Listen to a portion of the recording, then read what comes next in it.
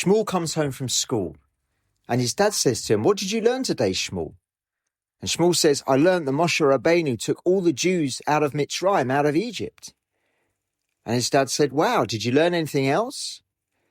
And Shmuel says, "Well, yeah, Dad, they got to the Sea of Reeds and the Egyptians are chasing them. So Moshe radios in to his engineers and the engineers come and they build a bridge. And then the tanks escort Klal Yisrael across the bridge. And the Egyptians are giving chase. And Moshe Rabbeinu radioed for the Israeli Air Force. And the Israeli Air Force come and they bomb the bridge. And then the Egyptians drown in the sea when the bridge collapses. And Klal Yisrael was saved." And his dad looks at Shmuel and he says to Shmuel, "Is that really what the teacher taught you?" And Shmuel says, "Well, no, Dad, but if I tell you what really happened, you'd never believe me." So this week's Parsha, Va'etchanan, really has everything in it. Moshe talks about Yetziat Mitzrayim. He talks about Matan Torah. Of course, it's Sefer Devarim, so he talks about going into the land of Israel. And then we have foundational texts. In this week's Parsha, we have the Shema, we have the Aseret Dibrot. And it's really interesting. It's like, if normally a Parsha you'd think of as a concept album with some, links and themes that go through it, Va'etchanan really feels like a greatest hits with everything thrown in. So then you say, so what is Va'etchanan really about? What's it telling us?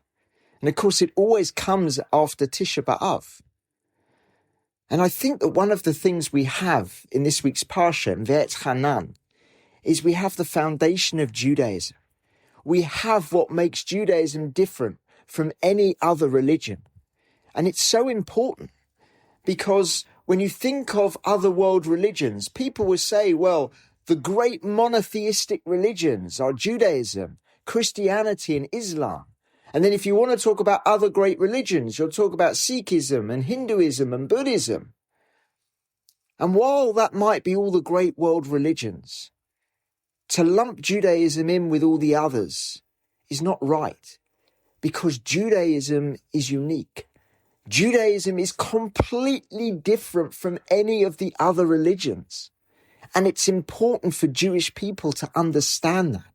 It's important for Jews to understand that Judaism is not just another world religion, another religious system, another faith. Judaism is fundamentally different and unique, and we need to understand why. So we have in this week's Parsha the defining pasuk really of Jewish faith, Shema Yisrael, Hashem Elokeinu, Hashem Echad. Listen, Israel, Hashem is our God, Hashem is one. And of course, this idea that Hashem is one means there is only one God. We understand that. But it means so much more than that. When we say Hashem is one, Hashem Echad, what we mean is Hashem is everything. There is nothing outside Hashem. Nothing exists outside Hashem at all. So, for example, the Maharal in Gevurot Hashem in the second introduction, he says, nothing is separate from Hashem. Everything exists from Hashem. We have a pasuk in Yeshayahu. It says, can an axe glorify itself above the one who chops with it? What does it mean? It means, of course, the axe has no independence. The axe is only prone to do whatever the wood chopper's going to do with it. And Yeshayahu is saying that is us. Hashem is everything. We can't do anything outside the means and wherewithal that Hashem has given us. And there's a Gemara in Chulin in 7 Amud Bet. It says a person injures his finger below only if they declare it above him on high. In other words, nothing happens on earth without Hashem knowing and Hashem declaring it. In other words, something as insignificant as stubbing a toe or stubbing a finger, even that only happens because Hashem declares it above. And of course, if we understand that, it seems to be a challenge to free will, which we'll come on to in a second. But we have to understand this concept. And then what are we told? V'ahavta et Hashem Elokecha. And you shall love your God with all your heart, with all your soul, and with all your might, with all your resources. And what does that mean?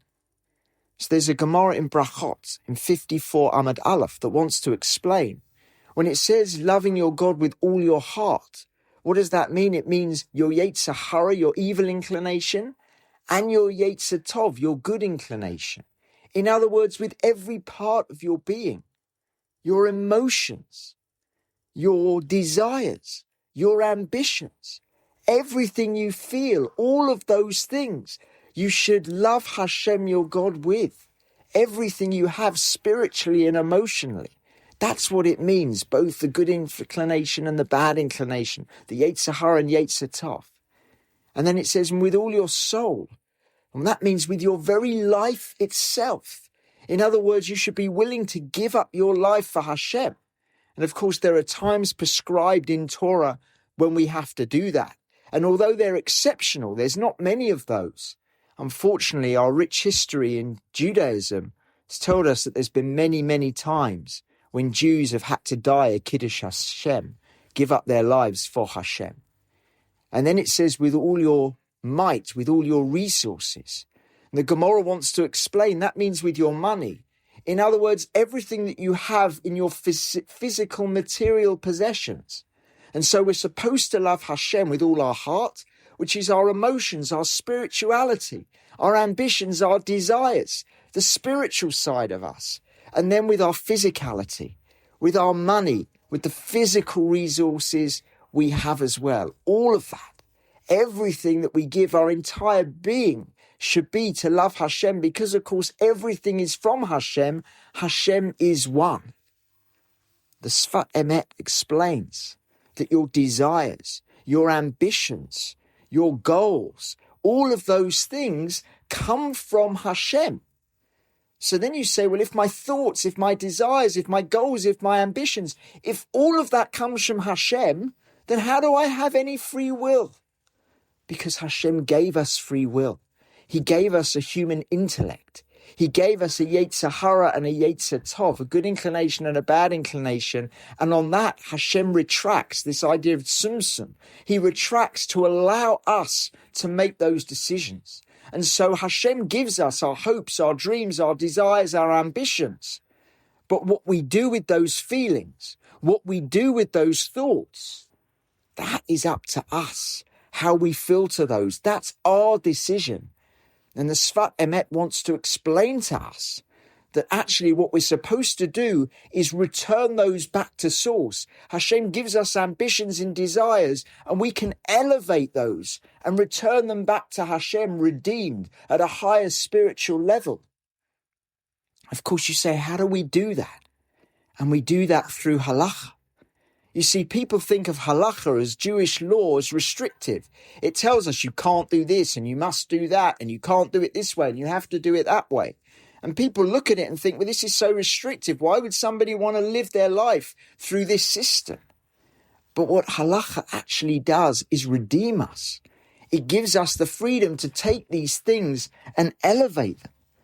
Because halacha accepts people become angry, that people crave food, that people seek wealth, that people experience physical desire. Halacha accepts ambition and love and fear and joy. But halacha enables us, gives us a system to turn anger into striving for justice, ambition into serving Klal Yisrael, love into marriage and kindness, money into tzedakah, desire into holiness.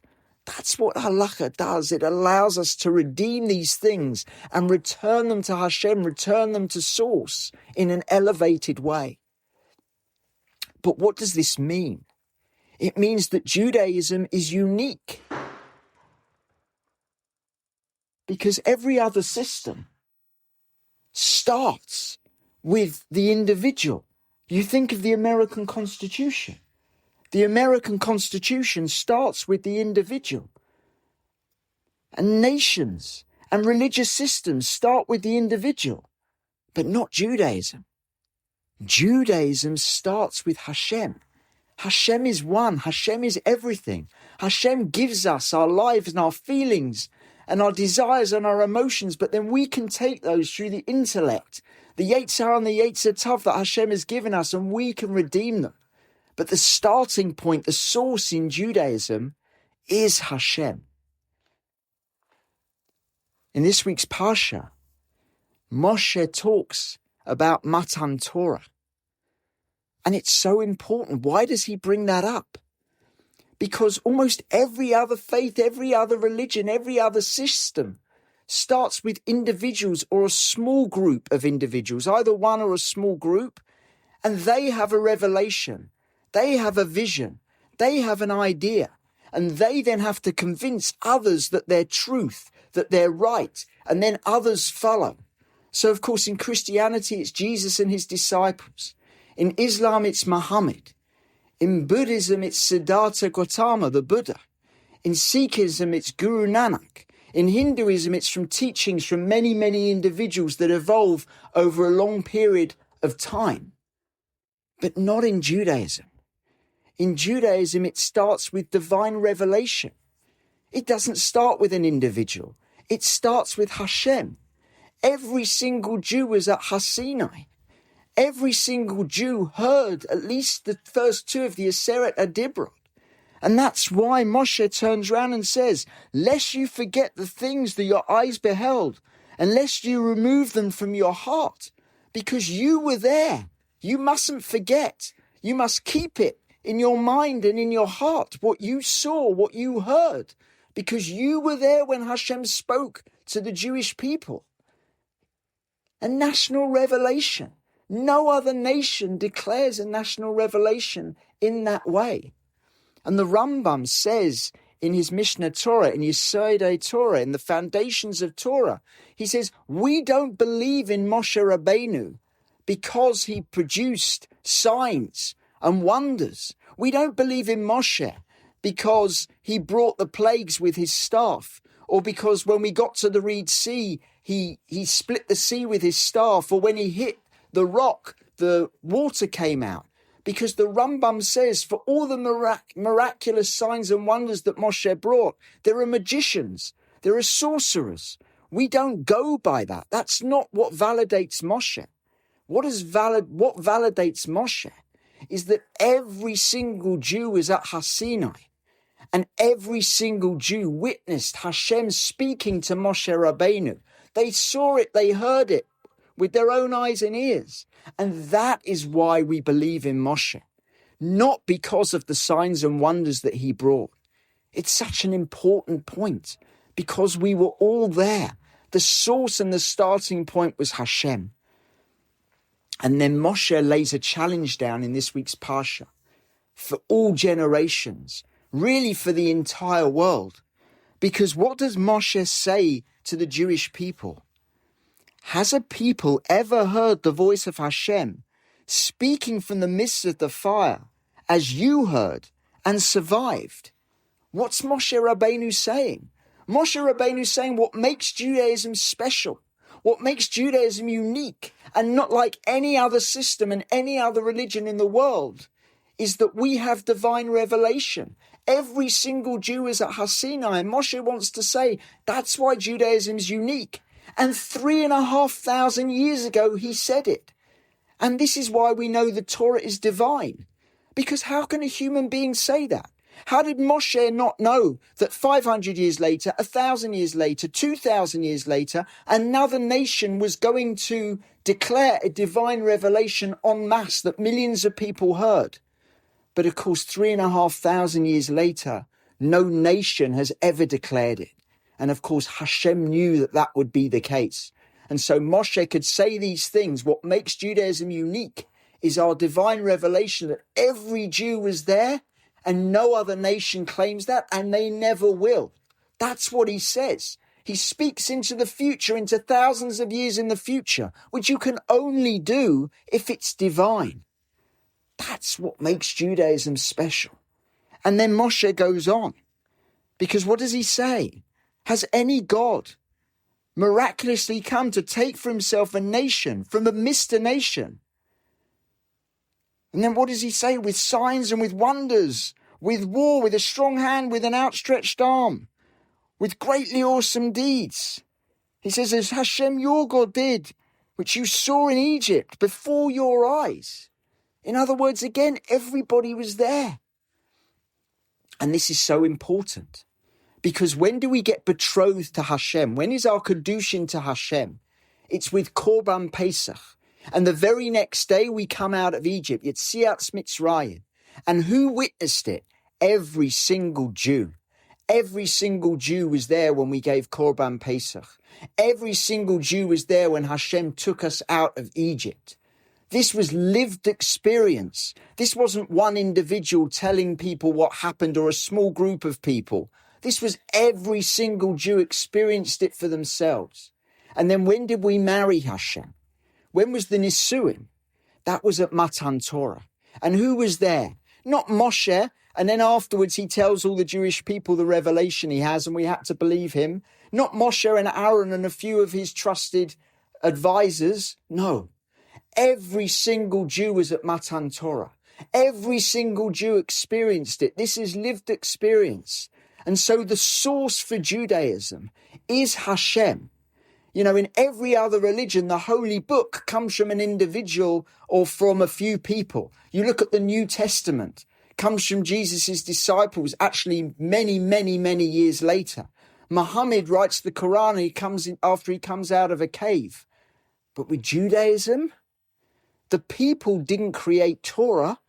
Torah created the nation. Torah created the people. Torah comes from a divine revelation which every single Jew saw and heard with their own eyes. This is lived experience.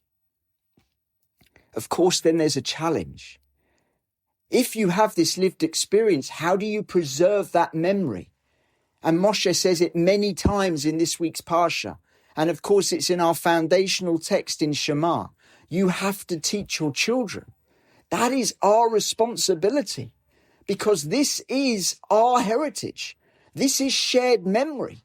And therefore, you have to ensure that every single generation understands the lived experience that the Jewish people have, that's unique from any other religion. And that's why we have in the Gemara in Kedushin in 30 Amud Aleph, what does it say? It says, when a father teaches his son Torah, it's like he taught his son, his grandson, and his great-grandson. Why? Because in Kohelet we have this idea of a three-ply cord is never broken. Once you go 3 generations, you secure it. And so the Gemara wants to say, once a father teaches his son, it's like you've secured Torah for another few generations. That three-plied cord that's never broken.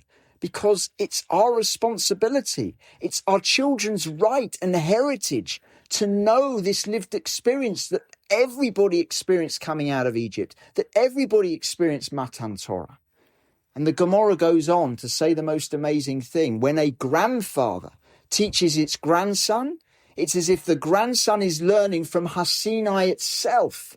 Why? Because, of course, that's the three-ply cord. When a grandfather teaches his grandson, that's the 3 generations there. It's as if he heard it from Sinai himself.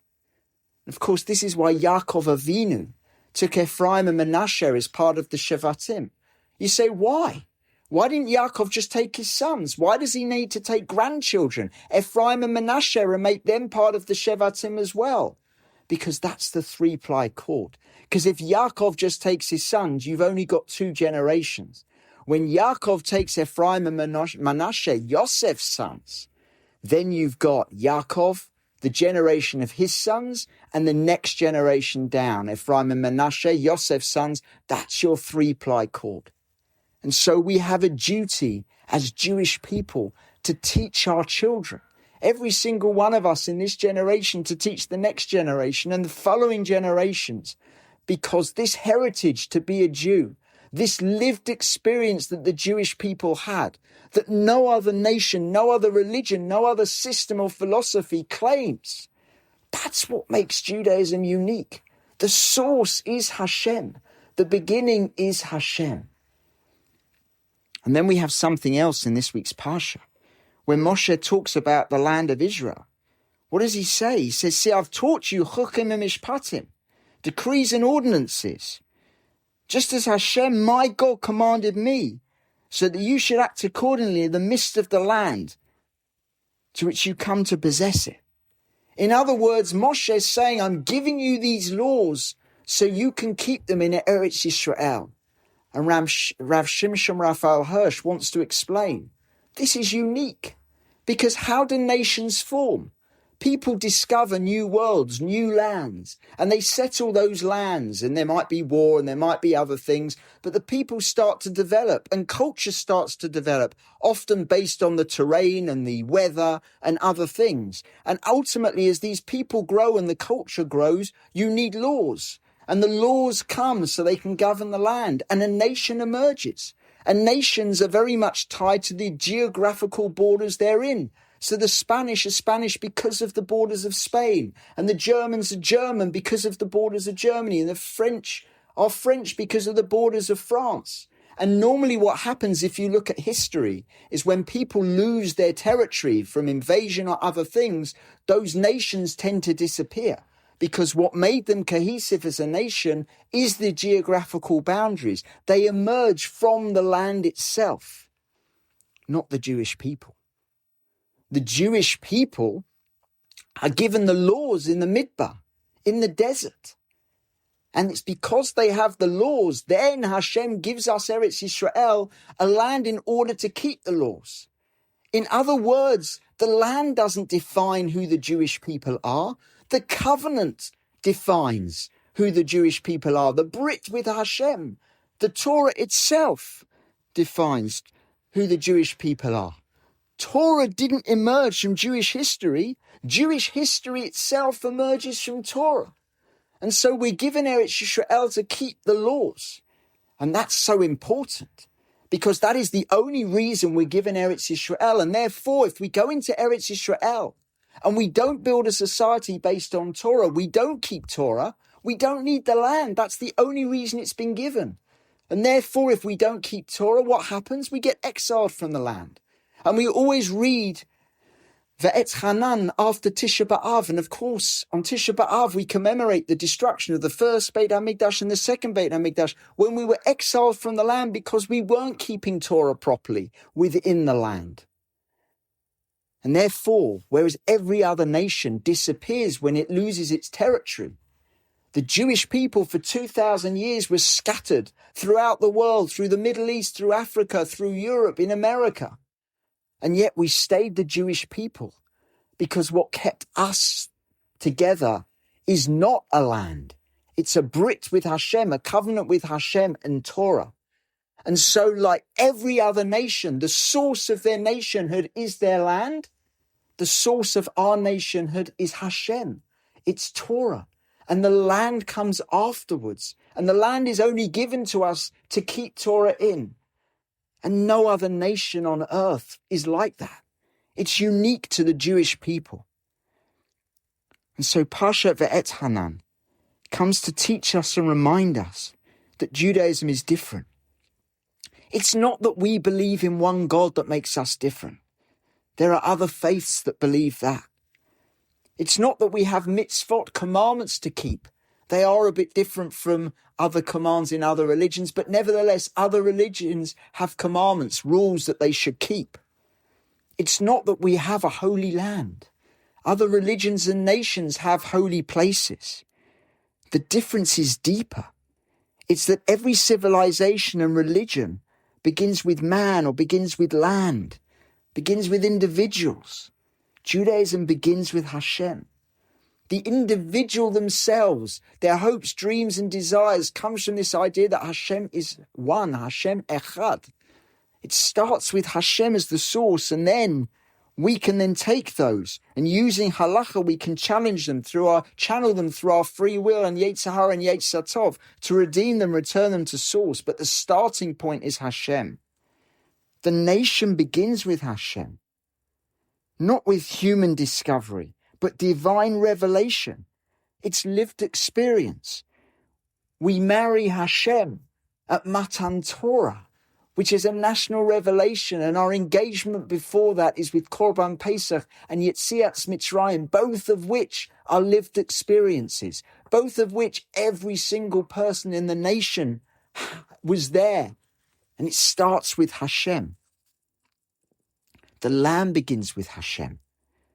Not that land creates law, but Hashem's law created the need for a land. Every single civilization has to answer what comes first. Is it the individual, society, culture, politics, or land? Every civilization begins somewhere.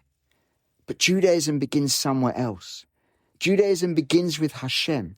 Everything else, the individual, the nation, the land, destiny itself, flows from that one truth. Hashem is the foundation. Hashem is the source. Hashem is one. This is where Judaism begins. And this is this principle that means that Judaism is completely different from any other faith, religion, philosophy, or civilization on earth.